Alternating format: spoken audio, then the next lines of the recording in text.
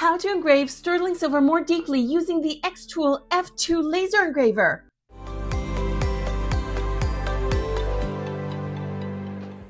I had not yet officially launched our Ultimate Jewelry Laser Engraving training course when a student messaged me. She couldn't wait, watched some YouTube videos for setup, and tried to engrave some cherry blossoms on a sterling silver disc, but the markings were light.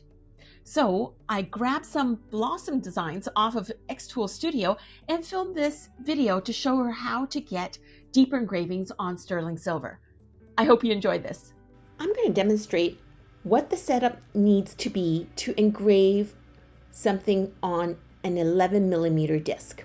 I'm here actually troubleshooting because someone is struggling with getting the setup. So I am now connected and I've opened a new project. One of the first things is, of course, to measure. So what we're going to do is to make sure that there is measuring and the laser is focused. And even though it says that it is focused, sometimes you have to manually adjust a little bit. And I'm going to do just that. But once you do that, sometimes it's okay to measure again. We do that again, and this time it looks better aligned. What we're going to do, her photo, her design is actually cherry blossoms. And what I'm going to try to do is emulate, because she has lines that are bigger, wider, and not as wide. So I've taken that, and that was in the elements. I'm going to click outside of that, and now I'm going to do this. Actually, for some reason, I think it looks better. Just something like that on the side.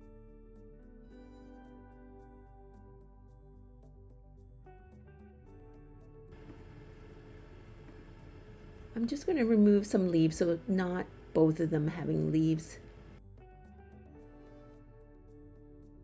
You can grab bigger chunk and just delete all of them. And then the fine lines, we can delete little by little. And all it is just selecting. It's very, very similar to Canva when you're selecting a section of things. Okay, so I've done it. So basically, that's all I needed to edit the leaves. So again, you press on this, and then you can just touch on the nodes, this right here, edit, and then you can rearrange. And you can actually move it, but for the sake of this video, we're just going to do this.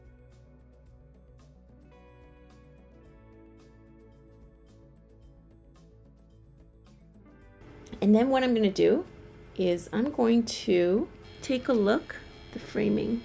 So I have that, and although this looks like it's well within, you'll see that when you actually come closer, you'll see that it is framing the entire thing on the outside here in a rectangle. It's not exactly on point because the camera is just slightly off. So at this point, I'm just going to move it a little bit. And thank goodness I have it on a tilt and I can make it whichever way I want. Flowers do not have to lay exactly horizontally. So I think that's going to be good. Just want to let you know, this is what you end up seeing. And what you need to do is, I was on silver already, but when you first open this, you end up having materials unknown. This is going to be sterling silver. So that's what I was working on before. And here we go. And when you click on this, then you will see that it is 100% power, 200 millimeters per second for speed, and then pass. Just to let you know, if you are looking for a much deeper engraving and you are a veteran at this, you might want to consider having something that is slower if you want really deeper and it's not very fine lines. But we're going to leave it at that, and we're going to have a lot more passes. And by the way, you want to leave it at 300 here, and you want it bi-directional. So basically it is cross hatching and not just one way. It just gives a more even engraving. So I am going to now hook up ventilation and turn it on. It gets loud.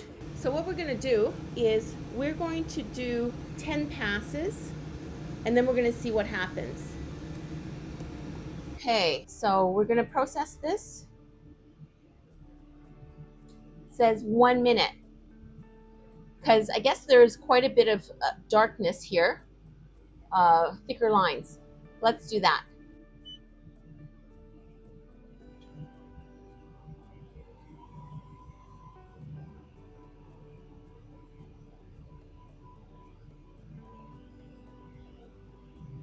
While this is engraving in real time and not speeded up so you get a sense of how long it takes, I'm going to talk a bit about the dark markings. The slower the laser speed, the more smoke or charring there is. You can remove some of this using rubbing alcohol and acetone if it happens to be heavier. However, you can also just scrub with dish detergent and warm water, and I'll share the result of that later in this video.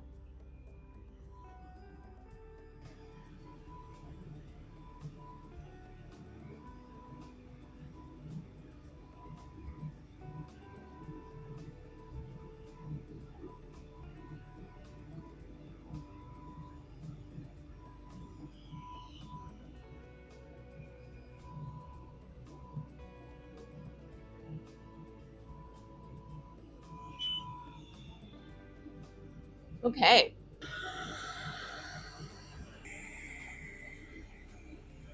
It looks quite dark. And I think what I'm going to do is I'm going to do another 10 passes. I'm going to process again.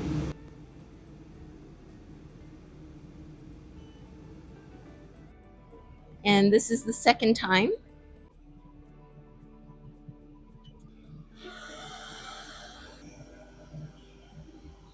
This here. I'm going to clean it a little bit, but I can feel the grittiness. So I know that it is going to be very good with wear. And I just want to share this here. Sterling silver. And it's gone back to 0. It started again because I just pressed on it again. But you want to refocus with your next piece. And it's 100% power. And I did 20 passes. I did this twice. Okay, so I don't know if you can see that it is quite deep and I can feel the grittiness. And it was black before. And with alcohol, it removes some, but not nearly as much as if you were to use dish detergent. So this is what the result is. I hope you found that useful. I made this video to help one of the students of our jewelry laser engraving course. And thanks to their sponsorship, I'm able to share this with you today. Please support us by liking and subscribing.